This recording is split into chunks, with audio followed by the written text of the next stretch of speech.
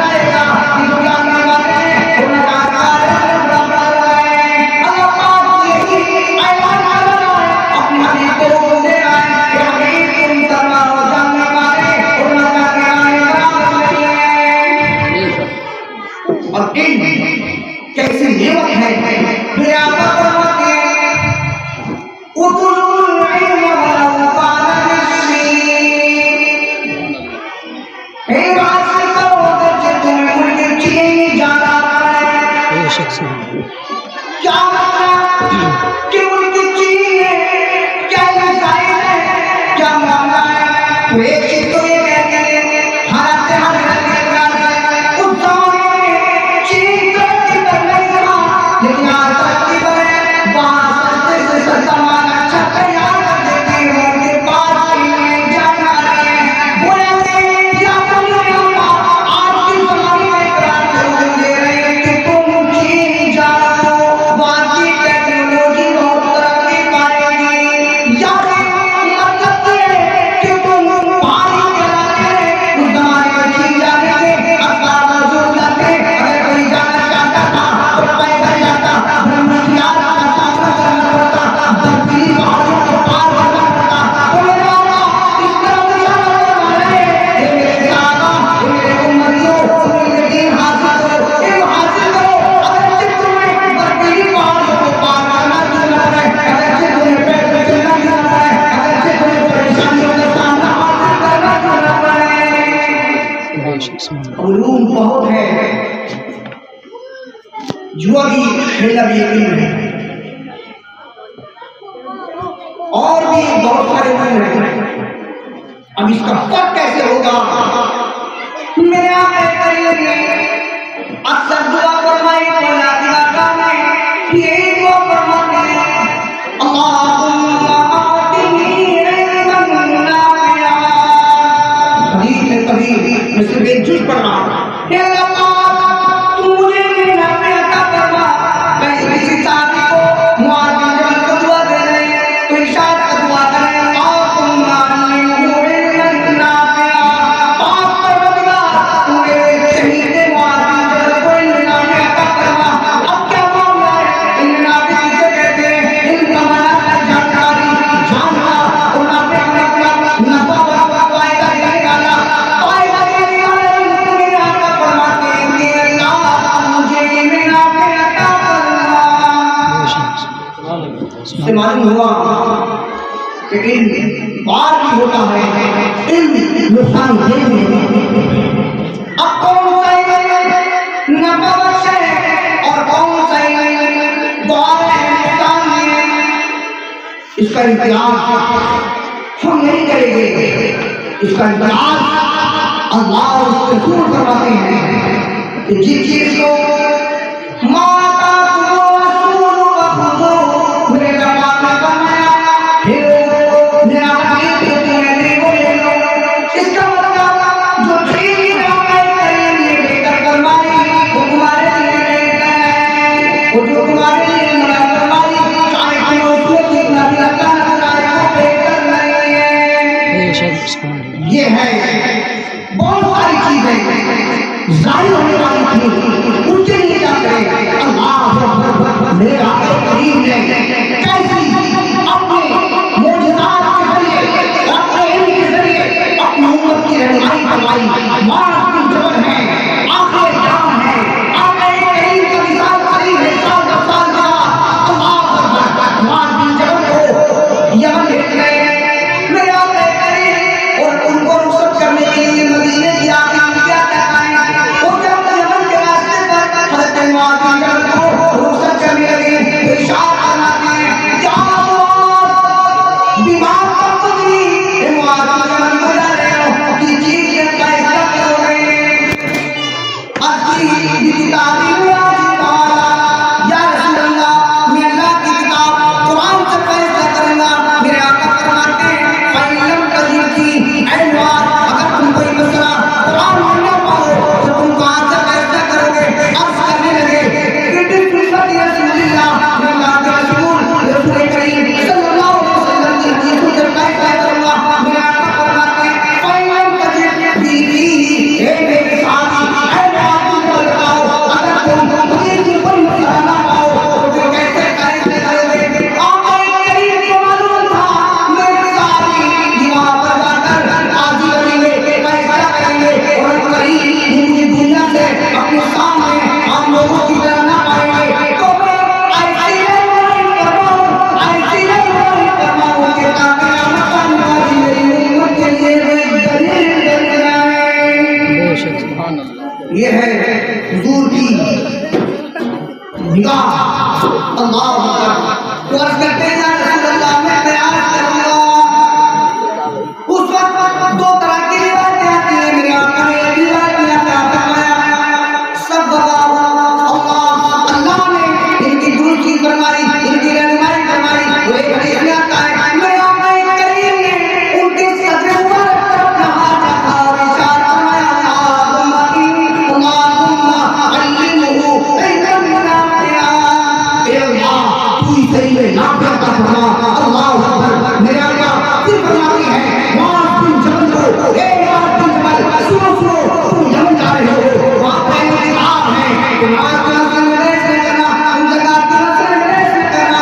सबसे पहले तुमसे अल्लाह की तौहीद के बारे में बहस करना, क्योंकि वाहिद किताब है, उनके पास किताब नहीं है, वो तुमसे बहस करेंगे। लेकिन ये मसला ऐसा है दुनिया का कोई भी इंसान तुमसे उसमें बहस नहीं कर सकता। पहले तुम अल्लाह की तौहीद बयान करना। अल्लाह अकबर। सारी कायनात का पैदा करने वाला अल्लाह है, सारी कायनात का चलाने वाला अल्लाह है, मौत देने वाला अल्लाह है। वो इबादत के लायक है, हय्युम है, कय्यूम है, कय्यूम है। अल्लाह जिंदा है, कायम रहने वाला है। अल्लाह अकबर। उसके बाद तुम जब जाते हैं अल्लाह रब्बुल इज्जत ने उनको ऐसी वजह अता फरमाई कि मैंने किताब के सामने उन्होंने तौहीद का मसला रखा तो तौहीद मानते हुए नजर आए। उसके बाद रिसालत का मसला रखा, रिसालत का मसला मानते हुए नजर आए। फिर कुरान में, हदीस में, फिर नमाज का मसला बताया, ज़कात का मसला बताया। अल्लाह अकबर। मेरे आका करीम फरमाते हैं इत्तक़ू फ़िरासतल मुमिन फ़इन्नहु यंज़ुरु बिनूरिल्लाह। ए लोगों तुम मोमिन की समझ से डरो कि वो अल्लाह के नूर से देखता है। इत्तक़ू का माना दो आते हैं। इत्तक़ू का माना एक डरना भी आता है, उलमाए किराम की जमात है।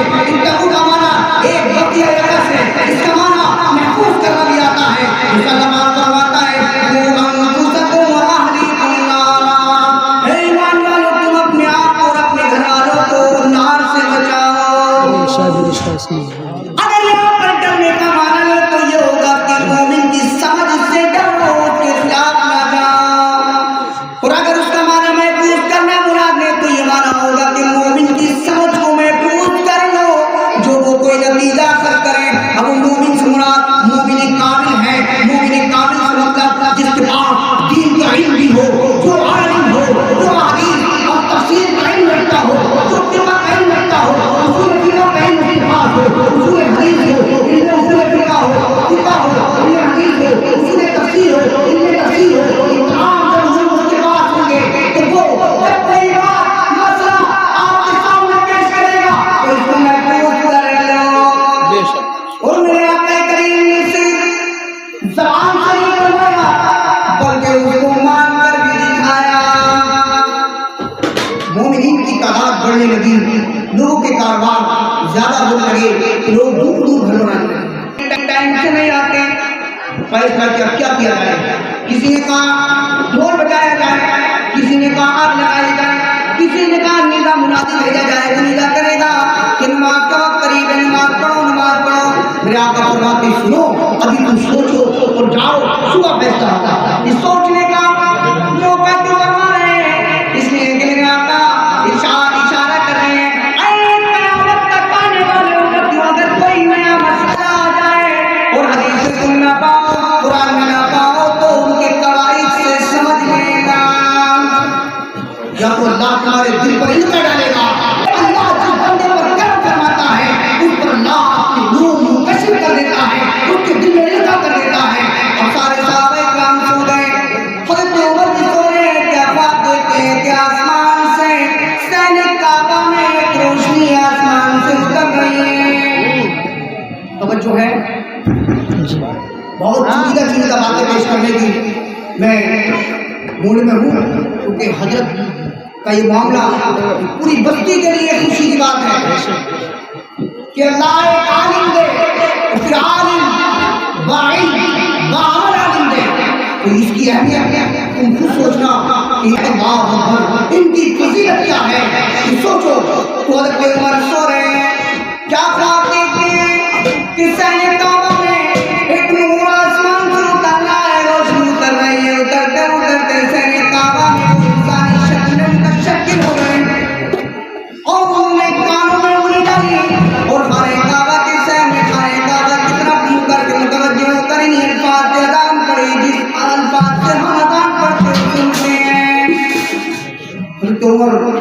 जवाब दे। ये काफी तवक्क था। हुजूर की बारगाह में नमाज अदा करने के लिए हाजिर हो गए। अज़ान हो नमाज हो गई। नमाज होने के बाद में आकर खड़े हो गए। इरशाद फरमाते देखिए हुजूर की नजर देखिए, सरे अर्श पर है तेरी गुजर, दिल फर्श पर है तेरी नजर। सरे अर्श पर है तेरी गुजर, दिल फर्श पर है तेरी नजर। मलकूत को मुल्क में कोई शय नहीं जो तुझे आया नहीं। रात के बाद सोचना, अब फजर की नमाज पढ़ा कर खड़े हो गए। तो इरशाद फरमाते बताओ तुम में से किसने ख्वाब देखा है? पलट के सवाल, जब रात भीग रहे थे हुजूर इशा के बाद तो कह रहे थे सोचना, और फजर की नमाज के बाद खड़े हो रहे तो साहबा इकराम से पूछ रहे क्या तुम में से किसी ने ख्वाब देखा? बाबुल अज़ार हिदायत हाशिर सब कुछ है। अल्लाहु अकबर। तो आप हुजूर फरमाते बोलो तुम में से किसी ने ख्वाब देखा? हज़रत उमर खड़े हो गए। या रसूल अल्लाह, हाँ मैंने ख्वाब देखा। बताओ उमर तुमने क्या ख्वाब देखा? और कहते या रसूल अल्लाह, मैंने ख्वाब देखा आसमान से सैने खाने काबा में एक आसमान से रोशनी उतर रही है। उतरते उतरते वो सैने काबा में आकर इंसानी शक्ल में मुतशक्किल हो गई, और वो इंसानी शक्ल में कुरान डालकर ये अल्फाज अदा कर रहे थे अल्लाहु अकबर अल्लाहु अकबर। एक दूसरे साहबी खड़े हो गए और अर्ज कर गए या रसूल अल्लाह ये ख्वाब मैंने भी देखा है। एक और ने फरमाया यही नमाज के लिए ऐलान हो गया, यही अज़ान हो गई, सबसे औला वाला हमारा नबी। हम किस लायक थे, लेकिन आका करीम की सोबत से हमें कितना बुलंद रुतबा मिल गया कि हमारी बातों को, हमारे बातों को, हमारी राय को दिन का हिस्सा बना दिया गया। ये आका करीम की शान है। अल्लाहु अकबर अल्लाहु अकबर। यही वो उम्र है, मुस्लिम शरीफ में मौजूद है, किताबुल ईमान के अंदर एक जंग हो रही है। जंग के अंदर काफी वक्त लग गया, काफी दिन गुजर रहे हैं। हज़रत उमर की राय देखो, उलमाए किराम की राय दुरुस्त है, मानी जाएगी, कौम उसको मानेगी। आका करीम अपने छोटे और अपने सहाबी अपने उम्मती उमर की राय को कैसे मान रहे हैं? अल्लाह अकबर। जंग हो रही है, जंग होते होते काफी दिन गुजर गए। खाने पीने का सामान मोमिनीन के साथ था, मुजाहिदीन के साथ था, वो खत्म हो रहा है। एक जमात हुजूर की बारगाह में हाजिर हो गए। अच्छा लगे या रसूल अल्लाह खाने पीने का सामान खत्म हो गया, क्या किया जाए? या रसूल अल्लाह हम चाहते हैं कि मोटे मोटे जानवरों को ज़िबा करके खा लिया जाए। मेरे आका फरमाते हाँ मोटे मोटे जानवरों को ज़िबा करके खा लो। और हुजूर की बारगाह में हाजिर हो गए और कहते हैं या रसूल अल्लाह क्या आपने ऐसा हुक्म दिया है? इरशाद फरमाते हाँ मैंने ऐसा हुक्म दिया है। फरमाया या रसूल अल्लाह ऐसा हुक्म दीजिए, पता नहीं कितना लग जाए, जानवर खत्म हो जाएंगे तो हमारा सामान इधर से उधर कैसे जाएगा? फिर क्या किया जाए? या रसूल अल्लाह मैं चाहता हूँ जिसके पास भी जितना सामान है वो सारा जमा कर दे और आप उस पर दुआ कर दे, अल्लाह पाक बरकत कर देगा। राय थी, हज़रत आका करीम ने फरमाया आपने सच कहा। अब ऐलान हो गया लाओ लाओ जिसके पास जो सामान हो लाओ। कोई मुट्ठी भर ला रहा है, कोई खजूर का टुकड़ा ला रहा है, यहाँ तक के फत तक कम हुआ, कोई यहाँ तक के गुठली भी पेश कर रहे हैं।